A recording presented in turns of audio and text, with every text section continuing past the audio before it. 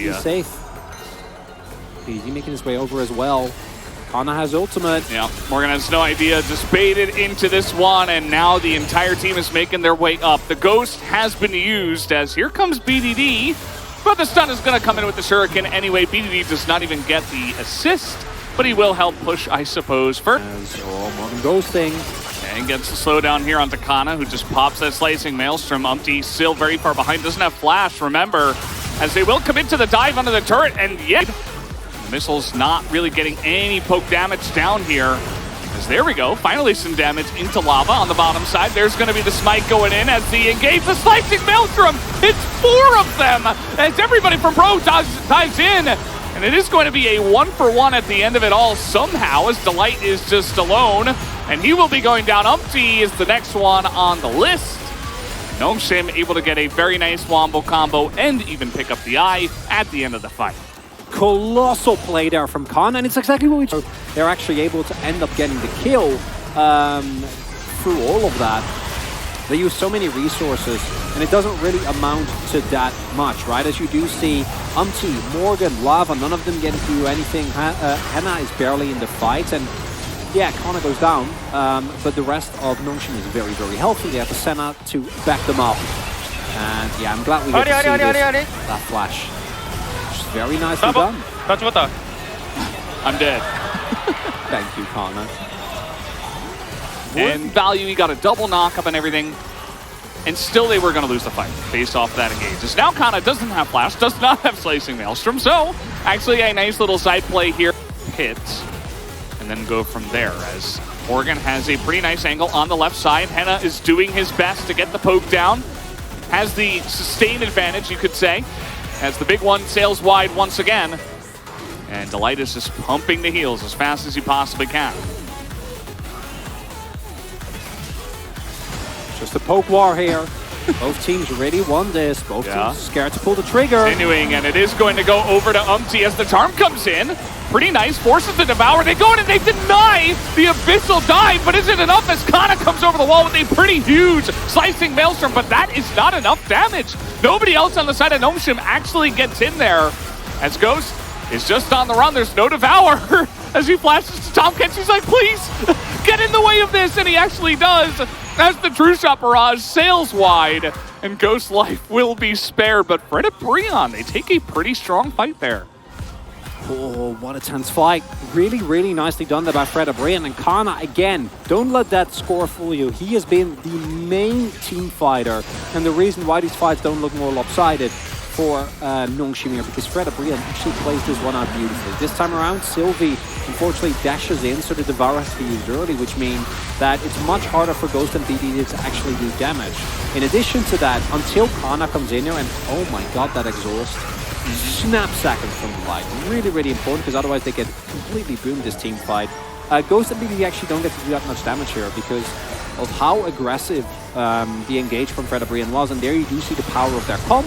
Can't believe everyone makes it out there as Henna is unable to hit anyone with his ultimate. Power of Tom Kench. And in the end, it's just a 1-for-1, but Drake goes over to Fred Brian, so they're definitely going to feel a lot better about this trade. And overall, no idea, you know, what's happening here. The package comes up, but again, it's late, as BDD is just not here. As now he's going to TP, and they want to take the fight afterwards. As, look at this, Fred Brian's just going to go forward. They look for Ghost, who has to flash away. Exhaust does come in, but this is a broken team fight for Nongshim. 2 of them go down, and that's a third one. Finally, BDD, he packages in after 3 of them are already dead. It's not going to do anything at this point as Umpty going to clean it up. This is just a straight-up ace as nobody on the side of Fred Brian goes down. The GA is wasted. And Fred Brian, just like that, going to turn this game to their side. And it just highlights again, Nongshim, in terms of champions, in terms of power spikes, is in a position where they can win these fights. And they just don't. They just don't know how to move around the map. They don't know what to do. The moment that everyone shows them that wave, why are we not sprinting towards the pit? Why are we not securing vision? And those moments of hesitation are being exploited by Fred Brian so well. A team that after 8 games, 8 series rather, I should say, has finally seemingly made it back into the LCK, because while the team might have had their issues in spring as well, at the very least, they're making calls, they're making plays, and this BDD's teleport is, as you pointed out, extremely late. Canna's not even in this fight. The turn is obvious, the turn is quick. Yeah. Umpty does his job, he delays the two of them. That's all he needs to do. Oh, Sylvie also tries to flash over in an attempt to maybe get a kill on Umpty and then get a reset, but he just gets knocked up at the final split second. And yeah, BDD is here now, I guess. It was just it was like a split call and then it didn't line up. We've seen this happen so many times for Nongshim where they're just not on the same page. It's just not, it's like they're playing two different games, you know? BDD's calling like, wait, we're not going in, I have my GA, I'm gonna TP in, it's gonna be great. And on paper it is, but not if you come in even 5 seconds late in a game like League of Legends.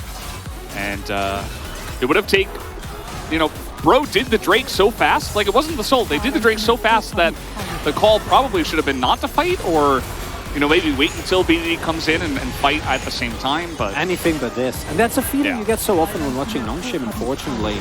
Yeah.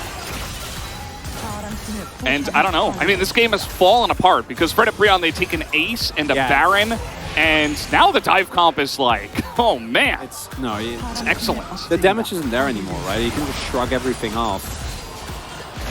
Yeah. Ooch, owie.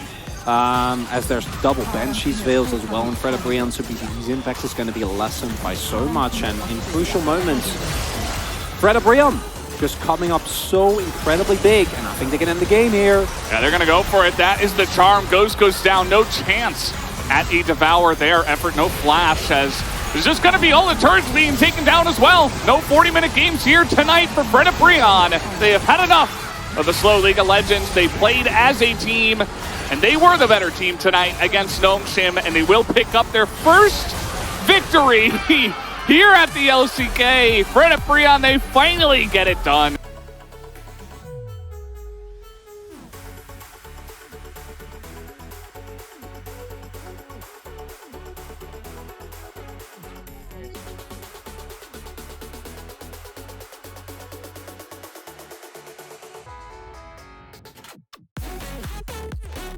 Clean from them.